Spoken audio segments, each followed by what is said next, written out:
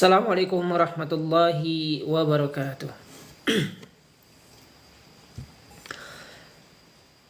Hamdan wa syukran lillah wassalatu wassalamu ala rasulillah la hawla wa la quwata illa billah. Asyhadu an la ilaha illallah wahdahu la syarikalah wa asyhadu anna Muhammadan abduhu wa rasuluh la nabiyya wa la rasula ba'da. Rabbi syrah li sadri wa yassir li amri wahlul 'uqdatam min lisani yafqahu qawli. Raditu billahi rabba wa bil islami dina wa bi Muhammadin nabi rasula. Rabbi zidni ilma warzuqni wa amalan sholiha walhamdulillahi rabbil alamin. Alhamdulillah ayah bunda, bapak ibu yang dirahmati Allah subhanahu wa ta'ala, ya sobat terapi langit dimanapun berada. Pada pagi hari ini kita akan kembali melanjutkan kajian kita, diskusi kita, bincang iman kita, bincang ilmu kita terkait dengan problematika rumah tangga. Bagaimana menyelesaikannya, tentu dengan yang namanya ilmu. Karena al-ilmu qabla qawli wal amal. Jadi sebelum kita berbuat, bertindak, melakukan sesuatu, kita harus memiliki yang namanya pengetahuan atau ilmu. Bukankah masak indomie saja, masak telur saja ada ilmunya, bukan? Nah, maka dalam perkara rumah tangga atau perkara yang lebih besar lagi tentu memerlukan yang namanya ilmu yang ilmu yang cukup begitu. Ayah bunda bapak ibu yang dirahmati Allah subhanahu wa ta'ala, di pagi hari yang barokah ini sambil sapa-sapa ya sebelum kita mulai masuk ke dalam tema kita. Ini dari mana saja kehadirannya? Dari mana saja ayah bunda yang telah hadir? Coba di-spill dulu agar kita saling mengenal lebih dekat lagi, saling menambah tali silaturahmi kita. Alhamdulillah, alhamdulillah.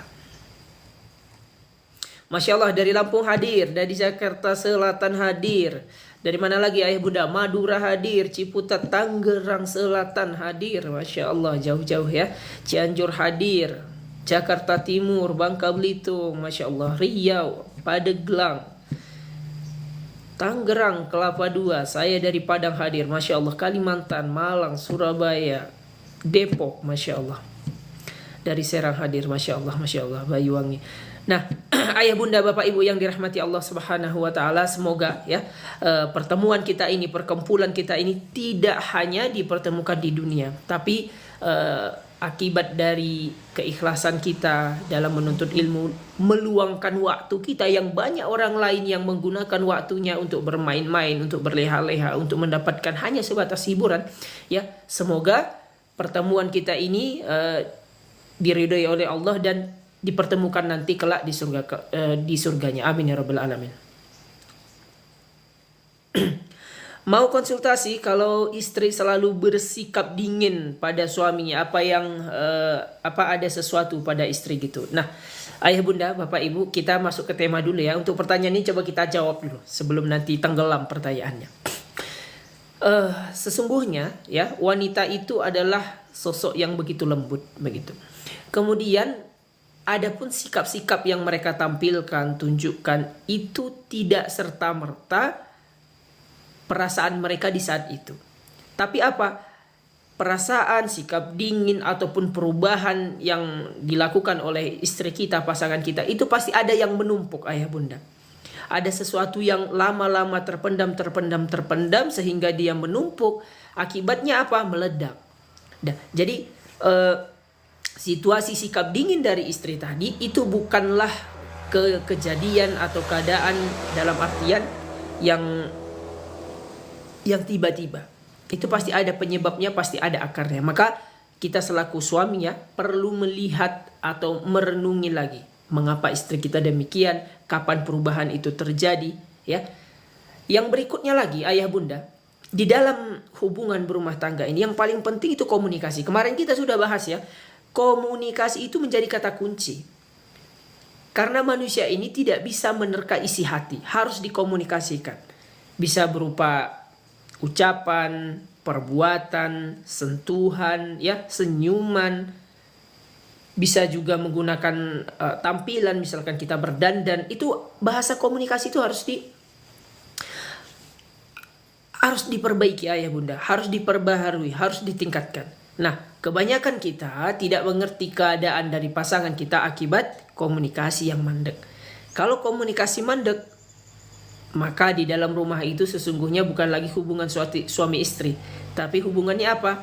Ngontrak saja. Hubungannya saling ya tinggal bersama, bukan hidup bersama. Kalau sifatnya tinggal bersama ayah bunda, ya seperti orang lain, tidak peduli, tidak ada komunikasi, tidak ada interaksi.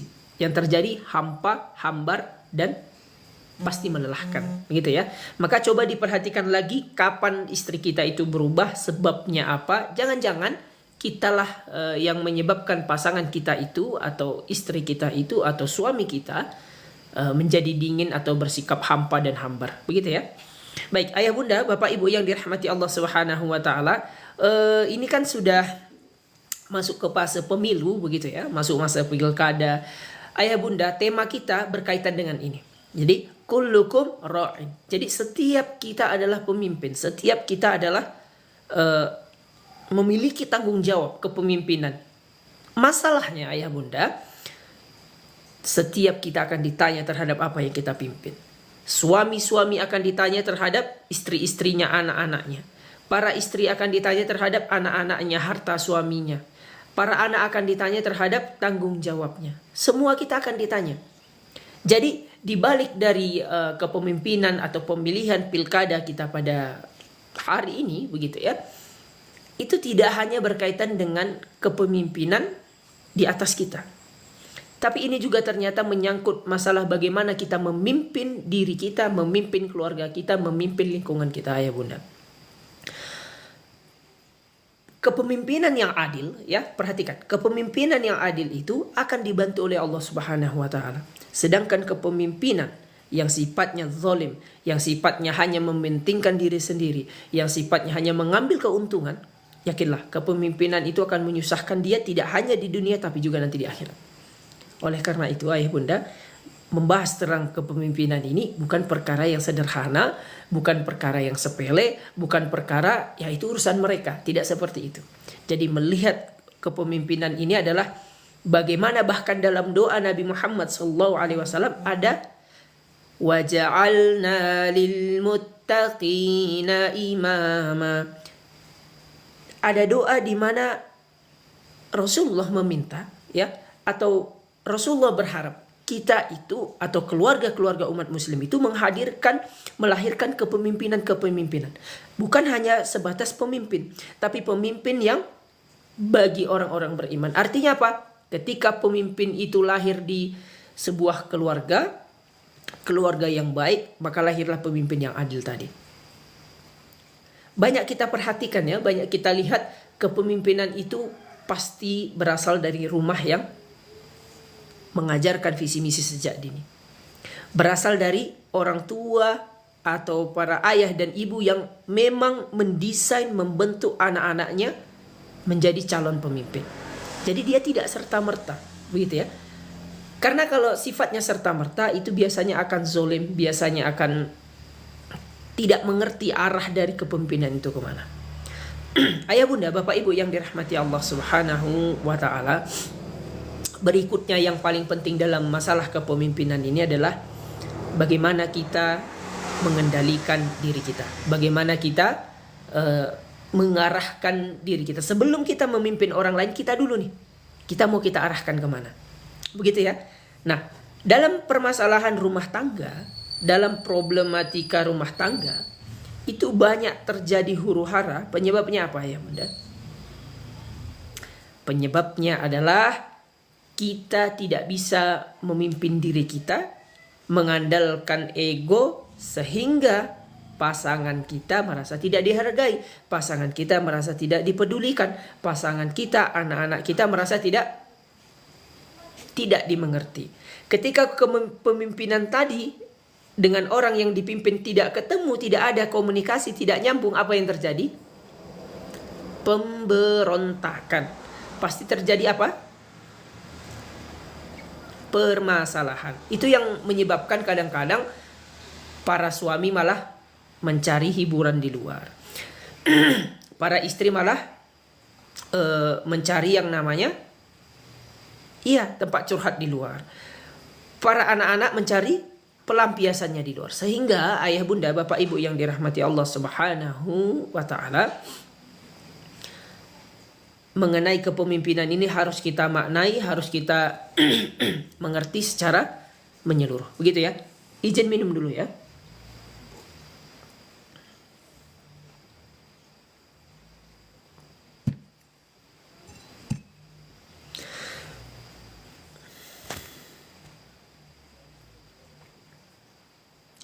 Oh, ada yang bertanya tentang hutang.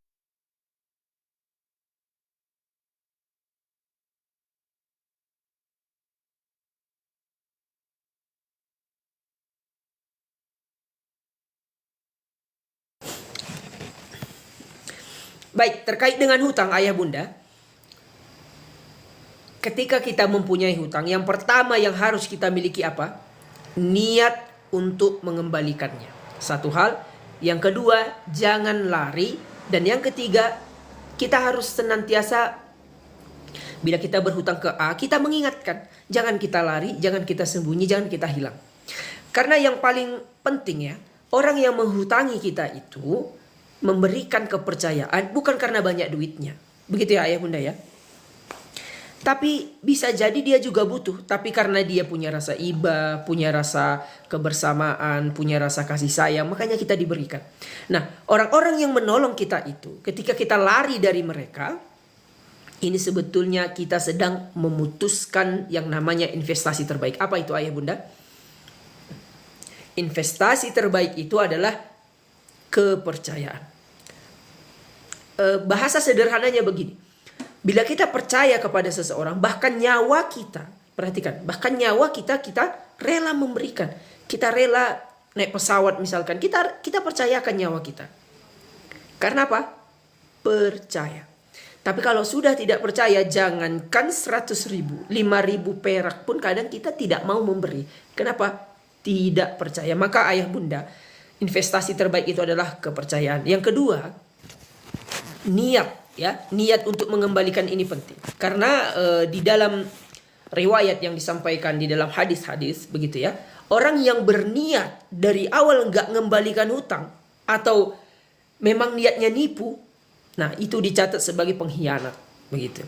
Bahkan wajahnya, ini bagi peminta-minta ya, kalau dia hobinya minta-minta begitu, wajahnya tidak ada nanti, atau daging dari wajahnya tidak terlihat di akhirat.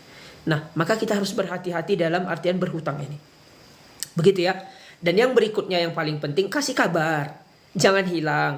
Bersabar. Mintakan waktu. Dan bila perlu, kita minta dalam artian, saya bisa bantu apa ya untuk bisa melunasi hutang saya. Misalkan saya bisa bekerja kah, saya punya keahlian apa, tolong ini dimanfaatkan. Jadi, jangan ragu, jangan malu untuk meminta bantuan. Begitu ya.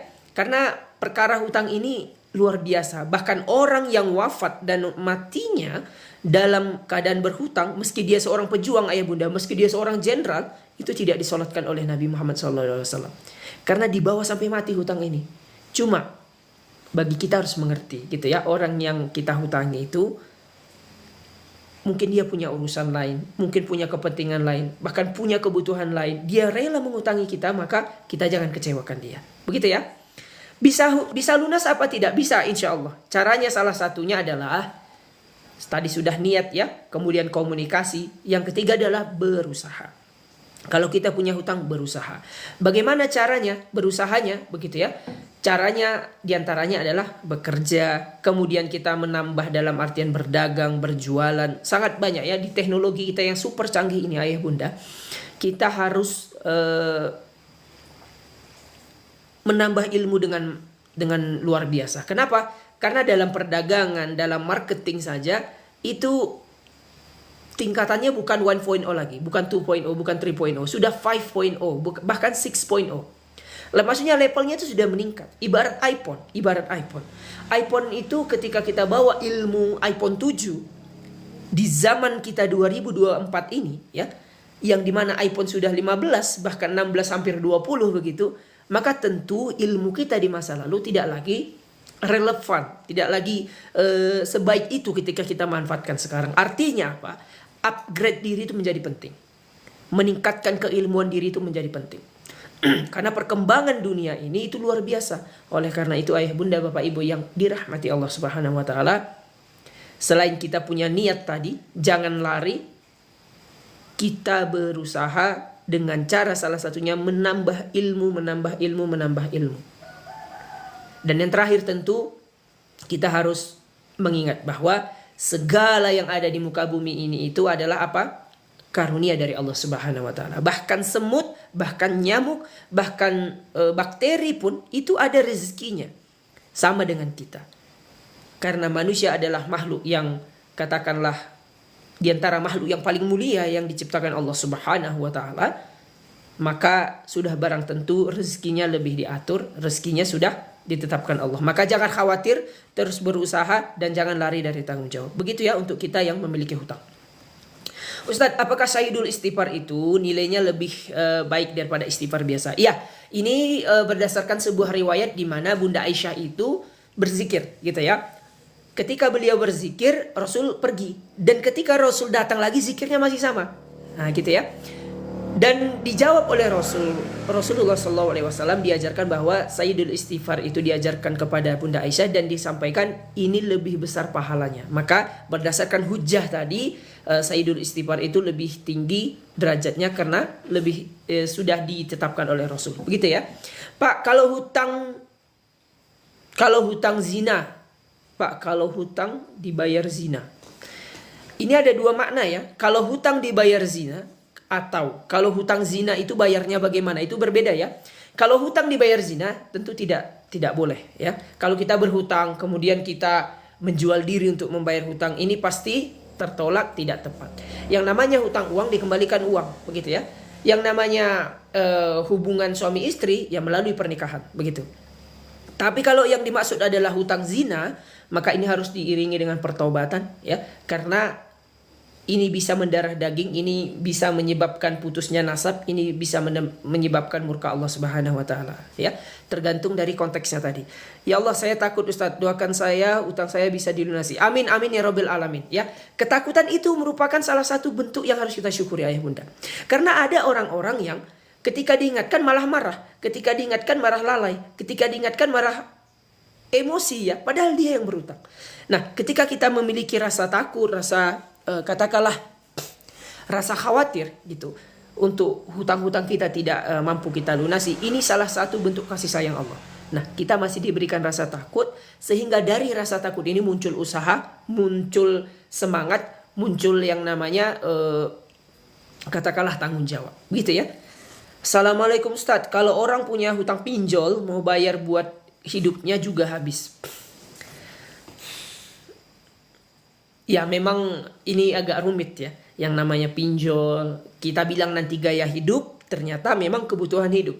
Kita bilang kebutuhan hidup, ternyata memang ada yang ya tidak mau bekerja gitu. Kenapa? Karena begini konsepnya ayah bunda.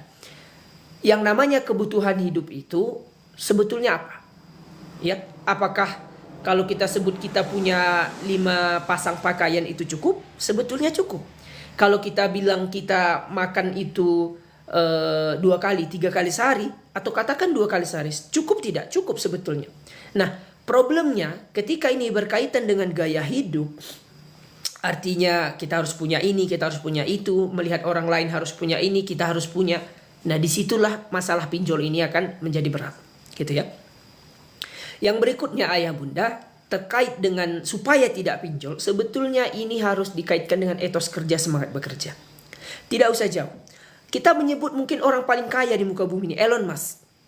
Itu bekerjanya bisa 20 jam sehari, ayah bunda. Sudah paling kaya, 20 jam sehari.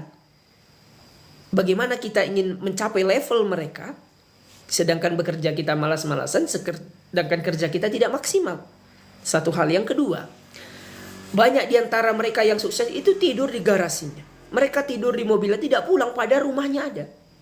Itu semangat kerja mereka, ayah bunda. Yang berikutnya lagi, mereka bahkan yang semangat bekerja, kita melihat semangat bekerjanya ya, terlepas dari mereka orang beriman atau tidak. Itu ada yang mencoret tanggal libur di kalender, itu dicoret. Semuanya tidak ada tanggal libur, semuanya adalah hari bekerja. Sampai mereka masuk ke level pencapaian ataupun kepada cita-cita yang mereka harapkan. Nah, kita sebetulnya ketika ingin lepas dari yang namanya pinjol, lepas dari yang namanya hutang, lepas dari yang namanya kemiskinan, maka salah satu etos kerja itu harus ditanamkan pada diri kita. Kedua, pantang mengeluh. Ketiga, kepercayaan ayah bunda. Kenapa? Kalau kita dipercaya, jangankan tadi kita sebut ratusan juta atau puluhan juta misalkan, nyawa pun kita akan dipercayakan. Nah, karena kepercayaan ini begitu mahal, harus dijaga. Harus dijaga dan jangan pilih-pilih pekerjaan. Kalau memang kemampuan kita, kebutuhan kita pada saat ini, ibarat kata atau bahasa kasarnya ayah bunda, korek paret pun itu bekerja sebetulnya, menghasilkan duit. Tapi yang masalah apa? Gengsi. Ketika gengsi menjadi judul, pekerjaan apapun menjadi berat, menjadi sulit. Misalkan kita ngambil sampah saja, ya, itu bekerja ayah bunda, menghasilkan duit. Tapi apa? Gengsi tadi. Nggak passion lah, gengsi lah, tidak sesuai dengan style saya lah, capek lah. Mana ada pekerjaan tidak capek? Mana ada pekerjaan yang leha-leha, kemudian hidupnya bisa hura-hura? Tidak ada. Pasti di balik itu semua ada pengorbanan, di balik itu semua ada rasa lelah, di balik itu semua ada keringat, peluh, bahkan air mata. Begitu ya. Maka ayah bunda, bapak ibu, ketika kita ingin lepas dari yang namanya tadi hutang, pinjol, riba dan lain sebagainya, pola pikirnya harus dibentuk, yaitu etos kerja. Kedua, membangun kepercayaan. Dan yang ketiga, jangan pilih-pilih. Selama dia halal tentunya. Kalau suami emosinya suka tiba-tiba terus gampang marah bila seminggu 2 kali berantem pada hal-hal kecil. Nah, ini problemnya kadang bisa jadi ya ayah bunda, dari awal kita itu salah pilih pasangan sebetulnya. Artinya begini, salah pilih pasangan dalam artian kita menikah karena cinta saja. Kita menikah mungkin karena keadaan. Kita menikah misalkan karena dia ganteng. Kita menikah karena ini dan itu. Jadi kita menikah itu bukan karena siap. Karena banyak orang yang taunya dipanggil ayah, nggak tahu jadi ayah. Taunya dipanggil ibu, nggak tahu jadi ibu. Taunya dipanggil istri, tidak tahu menjadi istri. Taunya dipanggil suami, tidak tahu sebetulnya kewajiban, tanggung jawab menjadi suami itu apa. Sehingga apa? Yang terjadi adalah apa ya bunda? Perkelahian, percekcokan, pertengkaran. Maka yang paling penting kembali kita lihat. Jadi di dalam masalah berpasangan ini kita lihat yang pertama adalah kita kaca. Pakai kaca kita lihat diri kita ini siapa. Kenapa ya pasangan saya marah? Dulu tidak seperti itu. Nah, tapi kalau dulu saja sudah pemarah kita ambil, berarti yang tadi kita yang salah pilih. Tapi kalau ada perubahan yang tiba-tiba, perubahan yang katakanlah sebetulnya kok tiba-tiba berubahnya, ada apa? Kita lihat, kita berkaca dulu. Apakah berat badan saya yang menjadi masalah? Apakah penampilan saya? Ataukah bau badan saya? Ataukah senyuman saya yang ketus? Ataukah pakaian saya yang lusuh? Kita harus lihat itu. Di mana letak masalahnya? Karena bisa jadi mungkin menurut kita itu sepele, tapi di mata pasangan kita itu sungguh penting, sungguh bermakna. Gitu ya. Jadi coba kita lihat diri kita, jangan-jangan kita sebabnya marah. Jangan-jangan kitalah yang menyebabkan suami kita itu emosi. Begitu ya ayah bunda ya. Sebelum kita menuntut, kita perbaikan dulu. Sebelum kita melihat orang lain, kita lihat diri dulu. Begitu ya. Itu konsep yang harus dipegang. Baik.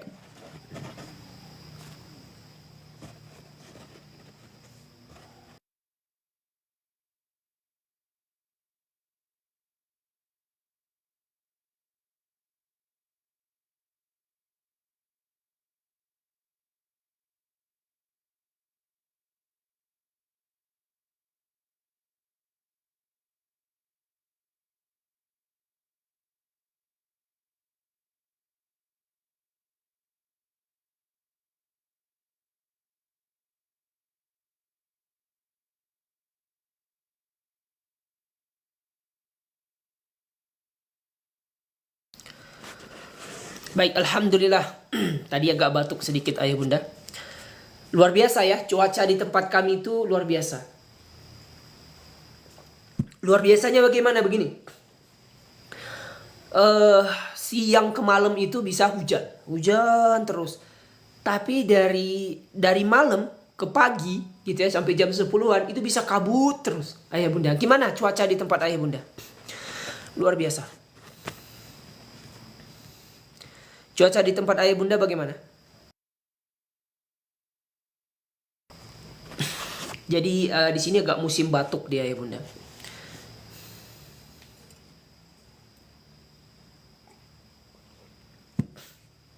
Cuma memang yang perlu kita pahami, sadari, meski cuacanya demikian ya, jangan mengeluh, itu pertama. Kedua, tetap bersyukur. Kenapa? Karena bayangkan bila Allah mengatakan, kamu gak suka di bumi ini, cari bumimu yang lain. Perhatikan ya. Atau kita mengeluh dan lain sebagainya, kita marah dan lain sebagainya. Kita ada juga misalkan yang dia mencela cuaca, mencela hujan begitu ya. Kita disuruh pindah, repot ayah bunda, gitu ya. Ibarat kata, lu numpang lo di sini gitu kan. Anda itu numpang, tapi sok ngatur gitu. Jadi yang harus kita lakukan ya bersyukur dan ya tentu memanfaatkan sekeliling kita. Begitu ya ayah bunda ya. Ya sama-sama ayah bunda. Agak sedikit tenang setelah Ustadz beri arahan. Amin amin ya rabbal alamin. Semua berkat karunia dari Allah Subhanahu wa ta'ala.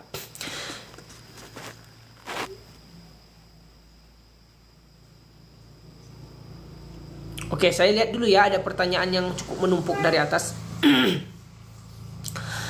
Oke, bagaimana cara menyikapi dalam hubungan keluarga ada pihak ketiga? Apa langkah yang harus dilakukan? Kalau ini yang bertanya laki-laki atau perempuan, saya kurang tahu ya. Intinya pihak ketiga itu bisa dilihat dari sisi syar'i, bisa dilihat dari sisi yang lain.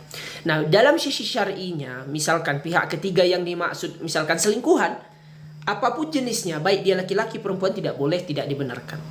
Karena hukuman dari yang namanya perselingkuhan itu di dalam Islam itu hukumannya berat ayah bunda. Hukumannya apa? Hukumannya mati, death penalty.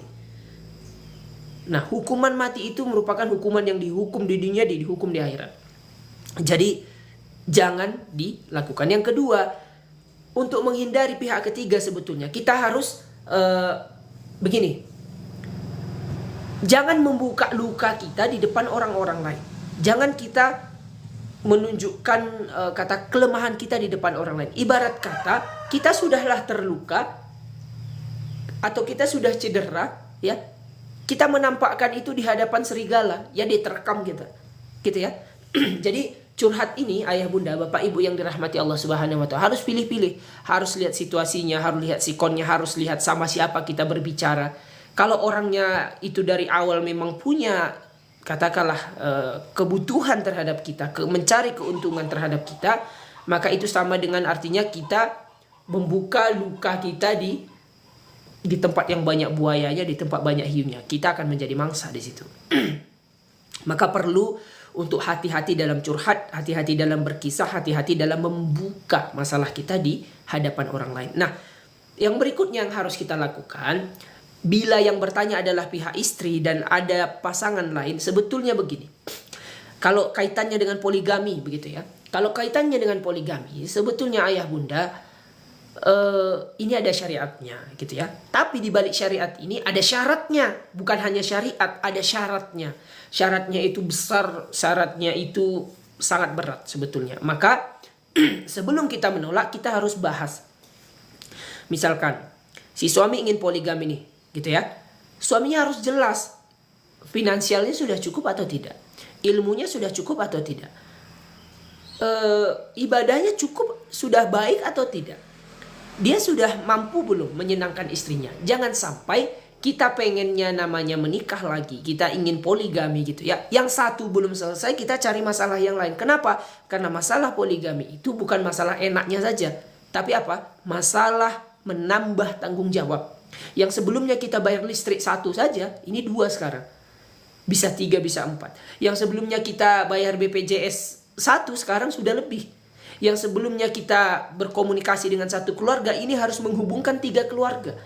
Yang sebelumnya kita harus mengurus sekolah dan lain sebagainya, yang satu saja atau 4 orang anak, ini nambah anak yang lain. Jadi ini bukan perkara sederhana, bukan perkara ringan. Harus betul-betul disiapkan, diilmui, dikaji, dibahas, begitu ya.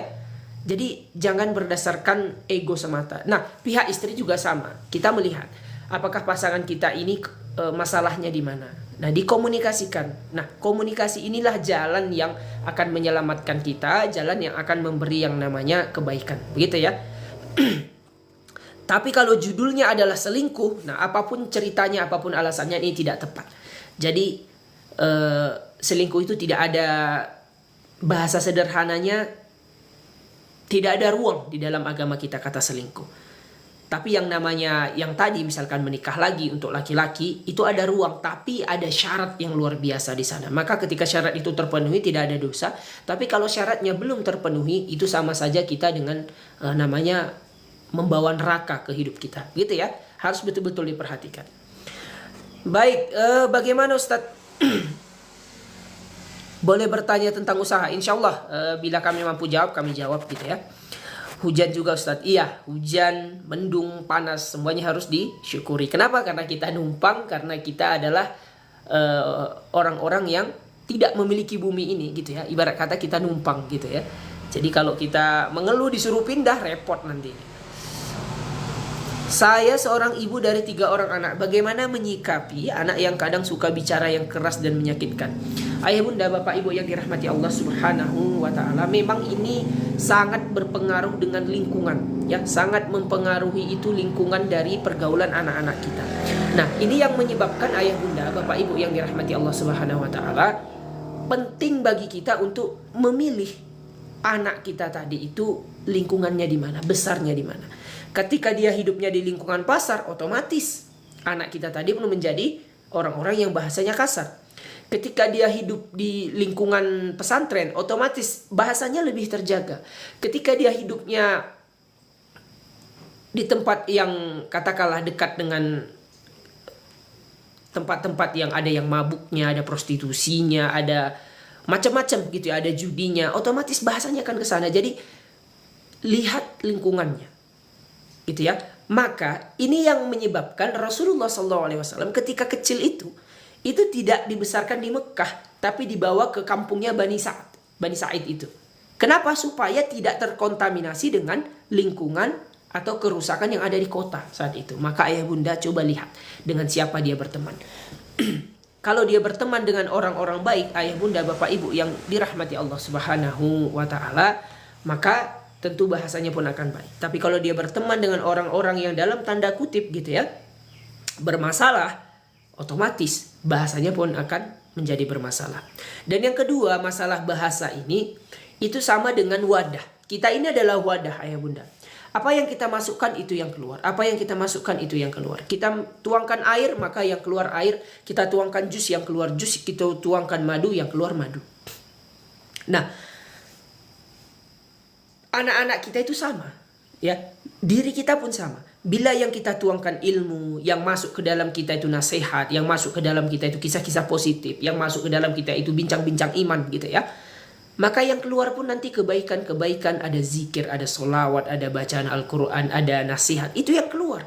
Tapi kalau yang masuk ke dalam diri kita adalah ucapan-ucapan yang tidak baik, ya, film-film yang tidak jelas, kemudian musik-musik yang isinya maksiat dan lain sebagainya, otomatis ayah bunda yang masuk pun, yang keluar pun nanti sama dengan apa yang masuk, gitu ya. Contoh dalam musik saja, isinya kisah tentang kawin cerai, isinya perselingkuhan, isinya tentang cinta saja, ya otomatis yang keluar dari jiwa anak itu sama, karena itu yang senantiasa didengar, dengungkan, dirasuki di dalam hatinya. Maka ketika anak-anak kita ingin menjadi soleh, anak-anak kita menjadi akhlaknya baik, anak-anak kita menjadi orang-orang yang bisa diandalkan, maka kita harus menginstal, memasukkan juga program terbaik, ya, kalimat-kalimat yang baik, dan memang betul-betul harus mengawasi lingkungan mereka. Begitu ya ayah bunda ya. Assalamualaikum Ustadz, izin ikut gabung, nyimak. Ya baik, silahkan, sama-sama. Sebelum kita panjang lebar, ayah bunda, bapak ibu yang dirahmati Allah, ini yang sudah milih siapa saja nih? Yang sudah pada milih ini? Atau masih proses? Atau gimana? Coba spill dulu dong, yang lagi milih di tempatnya. Karena sebetulnya tema kita tadi terkait dengan kepemimpinan gitu ya, yang menjadi beberapa level tentunya. Ada kepemimpinan negara, ada provinsi, ada juga kepemimpinan dalam tahap kabupaten, desa. Tapi ada kepemimpinan yang kadang-kadang kita lupakan. Kita sibuk bahas kepemimpinan dalam tingkatan di atas kita, tapi ada bahasan yang lain ayah bunda. Apa itu? Bahasannya adalah bagaimana cara kita memimpin diri kita. Kalau kita suami, bagaimana cara kita memimpin keluarga kita. Kalau kita istri, bagaimana kita memimpin anak-anak kita. Kalau kita anak, bagaimana kita memimpin diri kita. Itu sebetulnya ada bahasan kepemimpinan. Tapi yang banyak dibahas di warung kopi lah, di kafe lah, di diskusi-diskusi lah, itu hanya masalah orang lain gimana ya, dia bagaimana ya, itu bagaimana ya. Tapi tidak kita lihat, kita ini kalau diletakkan dalam sebuah tanggung jawab, layak tidak jadi seorang pemimpin, gitu ya. Kalau kita ini ibarat kata seorang suami, sudahkah layak menjadi seorang pemimpin? Atau jangan-jangan kita ini taunya hanya merintah. Ini yang penting. Nah, kita masuk ke bahasannya. Ayah bunda, bapak ibu, bagi yang belum milih, semoga memilih betul-betul berdasarkan visi misi ya, berdasarkan track record. Jangan hanya berdasarkan amplop yang berisi, itu bahaya itu. Yang berikutnya ayah bunda, bapak ibu yang dirahmati Allah Subhanahu wa taala, terkait dengan kepemimpinan ini tadi ya. Jenis kepemimpinan itu ada beberapa. Ada yang diktator dia, ada juga yang sifatnya itu mengayomi. Nah, diktator itu apa? Nyuruh aja. Makan, bersih piring, cuci kain, ambil ini. Itu perintah semua, perintah semua. Orang yang mendengar ayah bunda pasti gedek bukan? Gedek nanti. Pasti dia ada rasa kesal. Tapi kalau sifat pemimpin tadi, ibarat kata, kalau yang dipimpinnya atau anaknya lagi kesusahan, dibantu. Kamu mau ngapain misalkan? Atau dia misalkan lagi cuci piring, ikut kita bantu. Atau misalkan dia lagi ngerjain PR, ikut kita bantu. Kalau dia misalkan lagi galau, ikut kita mendengar. Bukan menambah masalah dari orang yang curhat itu. Nah, kalau jenis kepemimpinannya adalah kepemimpinan yang saling mengerti, saling memahami, saling mengayomi, yakin dan percaya ya bunda. Orang yang kita pimpin tadi akan, bahkan bahasanya itu akan dekat dengan kita. Ada juga yang masuk pada level setia kepada kita. Tapi kalau kita memimpin dengan cara arogan, memimpin dengan cara ego, memimpin dengan cara hanya perintah-perintah, tunjuk-tunjuk saja, yakin dan percaya, orang itu gede, orang itu kesal, dan ada kalimat yang berbahaya. Kapan dia turun ya? Kapan dia hilang? Kapan dia tidak di sini? Kapan dia? Jadi selalu didoakan keburukan terhadap kita. Jangan sampai itu terjadi ayah bunda. Maka jadilah pemimpin yang adil ya, pemimpin yang tegas pada tempatnya, tapi pemimpin juga yang menyayangi rakyatnya, pemimpin yang menyayangi orang di bawahnya. Bukan hanya berdasarkan ego, bukan berdasarkan tunjuk, bukan hanya berdasarkan yang namanya saya kan pemimpin. Bukan berdasarkan hawa nafsunya. Begitu ya. Ustadz, amalan apa ya yang bisa kita lakukan biar proyek lancar gitu ya. Oke, baik ayah bunda, bapak ibu. Ini ibarat kata, pertama, kita percaya nggak sama produk kita? Itu dulu. Jadi produk kita ini baik atau tidak? Kalau kita memang yakin produk kita ini baik, itu akan membangun pertama kepercayaan diri. Katakan tidak produk, jasa kita atau skill kita. Kita yakin dan percaya atau sudah teruji bahwa skill kita ini memang bagus, atau produk kita ini memang unggulan, masuk ke level berikutnya. Apa itu? Pertama, pengenalan. Kita harus kenal dulu siapa klien kita. Sudah kenal apa? Dekat. Sudah dekat apa? Sudah dekat, nanti terbangunlah namanya suasana nyaman. Sudah nyaman baru percaya ya bunda. Pertama kita harus mengenal. Kedua kita harus membangun kedekatan. Kenal, dekat. Kalau sudah dekat nyaman. Kalau sudah nyaman apa? Percaya. Kalau sudah percaya pasti deal. Gitu ya, 5 tahap ya. Tapi sebelum 5 tahap ini ada yang fundamental, ada yang urgent. Kita harus betul-betul meyakini, mempersiapkan, atau memang betul-betul produk kita bagus, atau produk kita ini unggulan, atau skill kita ini memang kita yakin sendiri sama skill kita. Jangan sampai nanti Bagaimana orang yakin dengan skill kita, kita pun tidak yakin dengan diri kita, begitu ya. Pertama, bangun yang namanya kedekatan, bangun perkenalan, kenal dulu, kemudian dekat, setelah dekat nyaman, setelah nyaman itu percaya, setelah percaya itu deal, insyaallah ta'ala, gitu ya. Jadi catat ya, kenal, dekat, nyaman, percaya, deal, insyaallah. Baik, assalamualaikum warahmatullahi wabarakatuh, Ustadz Amri. Waalaikumsalam warahmatullahi wabarakatuh. Ustadz mau nanya, gimana nyikapin suami yang egois? Ayah bunda bapak ibu yang dirahmati Allah subhanahu wa ta'ala, memang sifat laki-laki ini tuh pada dasarnya ego ya, ada keegoannya begitu. Ya caranya jangan kita balas dengan ego pula. Jadi ibarat kata kalau dia batu, nah kita harus menjadi air gitu ya. Kalau dia tanah, kita menjadi bibit gitu. Kita ulang ya. Kalau dia batu, kita menjadi semennya yang merekatkan gitu ya. Kalau menjadi air nanti nggak nyambung dia. Kalau dia batu, kita menjadi semen. Jangan jadi martil. Kalau kita martil berusaha memecah, perhatikan ayah bunda ya konsepnya ya. Kalau suami kita batu, kita jadi palunya, pecah, rusak, berantakan.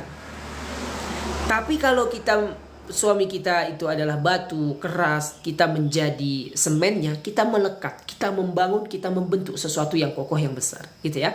Kalau suami kita itu sifatnya tanah, kita menanam, kita sifatnya adalah benih, maka itu akan tumbuh kebaikan, begitu ya. Jadi saling support itu yang dibutuhkan apapun jenis suami kita. Saling support, saling dukung, saling melengkapi. Karena tentu tidak ada yang sempurna. Dan kalaupun dia egois, sebetulnya sebelum kita menikah kita harus sudah tahu pasangan saya ini ego atau tidak. Tapi kalau kita sudah tahu dari awal dia egois, kita terima, yang salah siapa? Ya salah kita gitu ya. Kita yang harus sabar dan bersyukur. Cuma masalahnya kalau kita punya kesimpulan, udah Ustadz ganti aja lah, nanti di luar banyak kok, belum tentu juga dapat. Dan belum tentu juga tidak ego. Karena sifat dasar laki-laki itu adalah salah satunya egois. Begitu ya. Assalamualaikum Ustaz. Waalaikumsalam warahmatullahi wabarakatuh.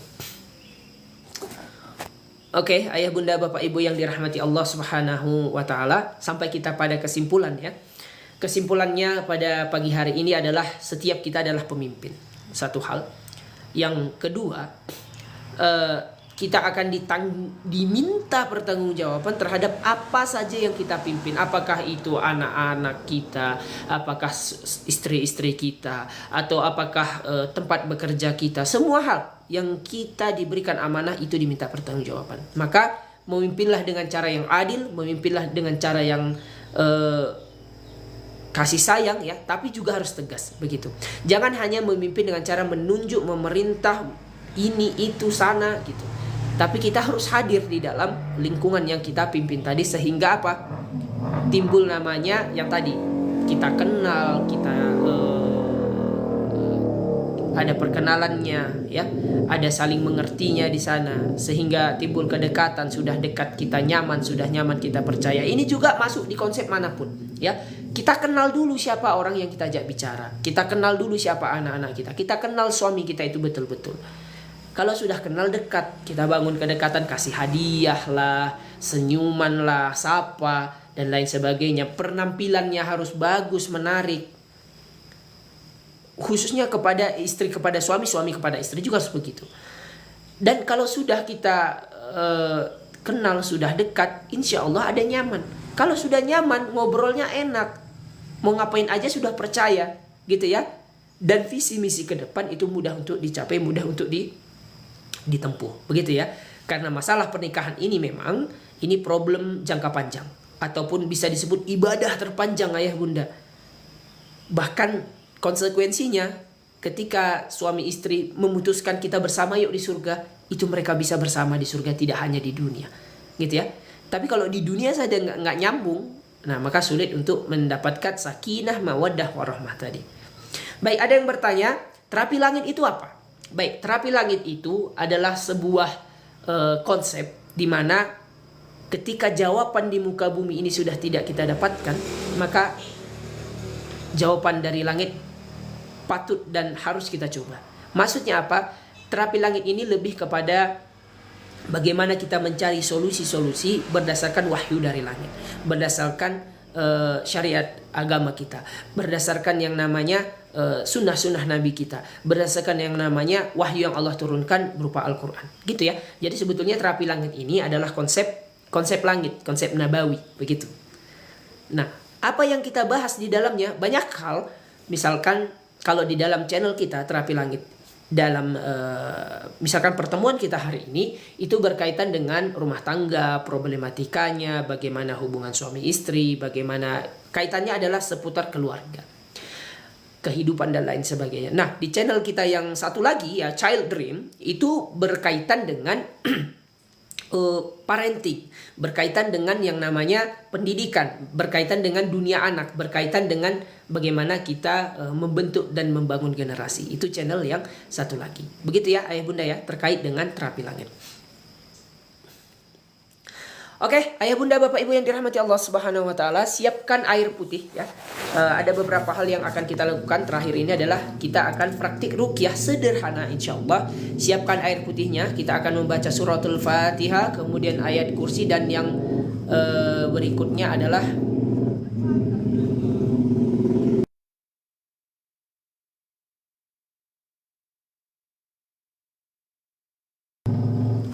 kita akan membaca ayat-ayat ruqyah yang sederhana. Begitu insyaallah, bisa dipraktikkan di rumah. Siapkan air putihnya. Bagi yang haid tidak masalah ya, boleh tetap membaca, boleh tetap mengikuti, boleh tetap mendengarkan. Sudah siap air putihnya? Kalau sudah, katakan sudah. Dan jangan lupa ya, siapkan parfum. Selalu kami ingatkan, parfum ini menjadi bisa disebut sesuatu yang harus dimiliki oleh setiap muslim. Karena tentu dia mau beribadah dipakai, kemudian dia mau berkomunikasi dengan pasangannya dipakai. Kalau dia mau misalkan dekat dengan anak-anaknya, wangi, itu penting ya. Itu namanya salah satu membangun komunikasi, begitu. Oke, ayah bunda, bapak ibu, silahkan saja nanti untuk ayah bunda yang ingin daftar atau ingin mengikuti terapi langit ini. Pertama, silahkan ikuti dulu akun TikTok kita. Yang kedua, daftar saja nanti. Nanti dimasukkan ke grup yang khusus kita, ada tanya jawab, ada konseling, ada konsultasi, ada diskusi di sana. Dan insya Allah gratis gitu ya. Insya Allah gratis, silahkan nanti daftar di cek nanti di profile dari TikTok kita, begitu ya. Sebentar saya lihat apakah harus dilakukan untuk merabit langit ini. Iya, silahkan daftar dulu ya. Silahkan daftar dulu, insya Allah nanti ada gambarannya. Nanti diberitahu di sana, di dalamnya. Baik, siapkan air putih yang sudah, alhamdulillah. Yang kedua, parfum. Parfum apa saja boleh sebetulnya. Parfum apa saja boleh. Syaratnya satu, jangan alkohol, gitu ya. Jangan yang beralkohol. Bisa kasturi, bisa yang gaharu, bisa misk, bisa saffron, bisa yang lain sebagainya. Salah satunya bisa menggunakan parfum holistic kasturi dari terapi langit. Ini bisa didapatkan nanti, coba dicek di shopnya ya, silahkan ya. Baik ayah bunda, mari kita mulai.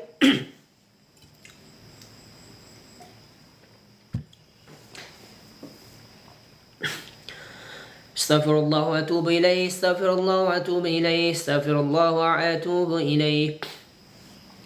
أعوذ بالله من الشيطان الرجيم بسم الله الرحمن الرحيم الحمد لله رب العالمين الرحمن الرحيم مالك يوم الدين إياك نعبد وإياك نستعين اهدنا الصراط المستقيم صراط الذين أنعمت عليهم غير المغضوب عليهم ولا الضالين آمين. Kita baca dua kali lagi. بسم الله الرحمن الرحيم الحمد لله رب العالمين الرحمن الرحيم مالك يوم الدين إياك نعبد وإياك نستعين اهدنا الصراط المستقيم صراط الذين أنعمت عليهم غير المغضوب عليهم ولا الضالين آمين.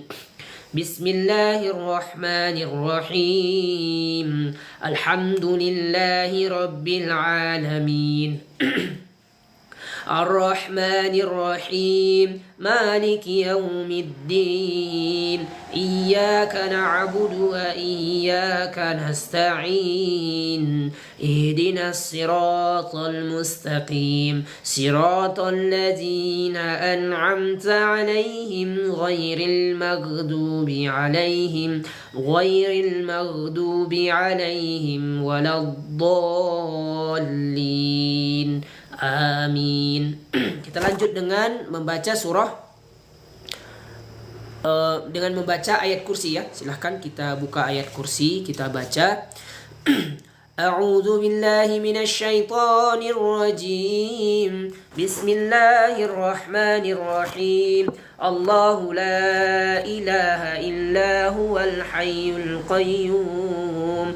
La ta'khudhuhu sinatun ولا نوم له ما في السماوات وما في الأرض من ذا الذي يشفع عنده إلا بإذنه يعلم ما بين أيديهم وما خلفهم ولا يحيطون بشيء من علمه إلا بما شاء وسع كرسيه السماوات والأرض ولا يؤوده حفظهما وهو العلي العظيم الله لا إله إلا هو الحي القيوم لا تأخذه سنة ولا نوم له ما في السماوات وما في الأرض من ذا الذي يشفع عنده إلا بإذنه يعلم ما بين أيديهم وما خلفهم ولا يحيطون بشيء من علمه إلا بما شاء وسع كرسيه السماوات والأرض ولا يؤوده حفظهما وهو العلي العظيم. Satu kali lagi.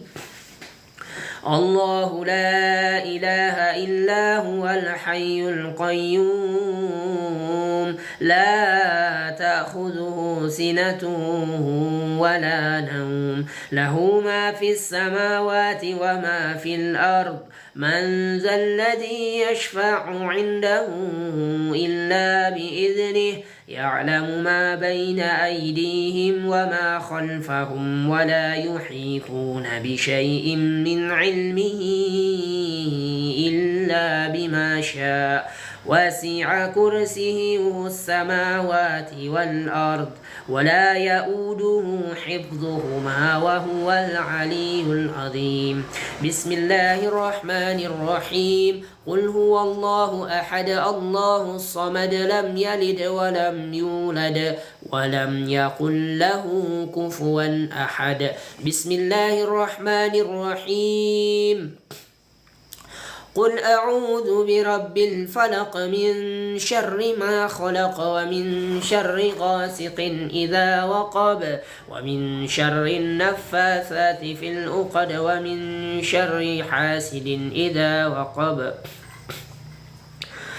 ومن شر حاسد إذا حسد. بسم الله الرحمن الرحيم قل أعوذ برب الناس ملك الناس إله الناس من شر الوسواس الخناس الذي يوسوس في صدور الناس من الجنة والناس. صدق الله العظيم. Waalaikumsalam. Buka aja deh.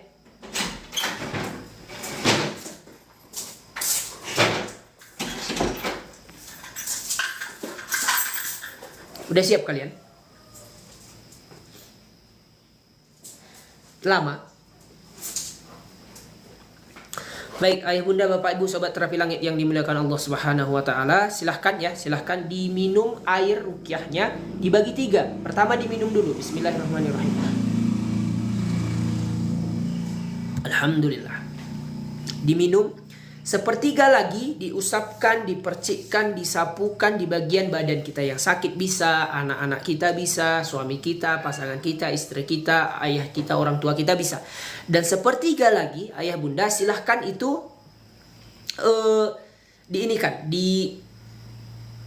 disemprotkan, dipercikkan. Di rumah bisa, di tempat kerja bisa, di kamar kita bisa, atau di tempat usaha kita juga bisa. Dan ada yang berikutnya ya, silahkan juga boleh dimandikan ayah bunda. Jadi kalau kita merasa gangguannya berat ke seluruh badan terasa, silahkan dicampur dengan air mandian kita, air ruqyahnya tadi. Kalau ada daun bidara bisa. Tapi kalau misalkan ingin yang praktis, simple ya, silahkan nanti ayah bunda, bapak ibu, itu dimiliki sabun bidara Nature Gift. Jadi ada beberapa produk yang penting yang bisa kita miliki, menunjang kesembuhan, menunjang daripada maksimalnya ruqyah ini. Salah satunya menggunakan bidara. Nah, terapi langit menyediakan produk yaitu bentuknya sabun, bisa digunakan setiap hari. Kenapa setiap hari? Kenapa rutin? Kenapa harus ada bantuan produk? Bukankah ketika kita konsultasi ke dokter, ayah bunda bapak ibu, itu juga butuh namanya obat, bukan? Ya, makanya ada namanya untuk jiwa, ada untuk akal, ada untuk raga kita. Nah, jadi ketika kita menggunakan pengobatan ataupun usaha yang maksimal, hasilnya pun insya Allah maksimal. Begitu ya. Baik, silahkan ayah bunda dimiliki yang tadi sabunnya, bisa digunakan ketika mandi, dicampur bersama air ruqyahnya. Yang berikutnya juga yang paling penting ketika kita minumnya supaya lebih berdampak dia, itu bisa ditambahkan nanti madu. Madu apa saja boleh. Tapi kalau ayah bunda tertarik ya, silahkan dimiliki madu ruqyah. Ini juga sudah ada campuran bidaranya dari terapi langit. Dicampur ke air ruqyahnya, silahkan diminum, silahkan dikonsumsi. Insya Allah diberikan kesembuhan, diberikan keberkahan. Amin, amin, ya robbal alamin. Artinya adalah kita menggabungkan namanya kebaikan-kebaikan dan kebaikan, sehingga kita mendapatkan hasil yang maksimal. Ingat, tidak ada yang langsung sembuh tiba-tiba, tidak ada yang dia tidak butuh proses, tidak ada yang dia tidak butuh namanya kesabaran. Harus dilakukan dengan rutin, harus dilakukan dengan cara yang betul-betul tepat. Jangan sampai kita ruqyah gitu ya, nggak sholat. Ruqyah begitu nggak meninggalkan yang haram. Maka ruqyahnya nanti tidak masuk. Gitu ya, ibarat kata kita menutup diri dari setan, tapi jendelanya kita buka nih. Ya masuk dia dari sebelah situ. Gitu ya. Jadi kita usahakan maksimal untuk mendapatkan hasil yang maksimal. Wallahu a'lam bishawab. Ini yang dapat kami sampaikan, kurang lebih kami mohon maaf, salah dan khilaf semoga diampuni Allah Subhanahu wa taala. Insyaallah kita bertemu besok kembali di jam yang sama di channel Child Dream ya, membahas tentang Islamic parenting, membahas tentang dunia anak, membahas tentang dunia pendidikan. Begitu. Sekali lagi kami undur diri. Subhanakallahumma wa bihamdika asyhadu an la ilaha illa anta astaghfiruka wa atubu ilaik. Akhirul kalam. Assalamualaikum warahmatullahi wabarakatuh. Sampai jumpa di lain waktu, di lain kesempatan.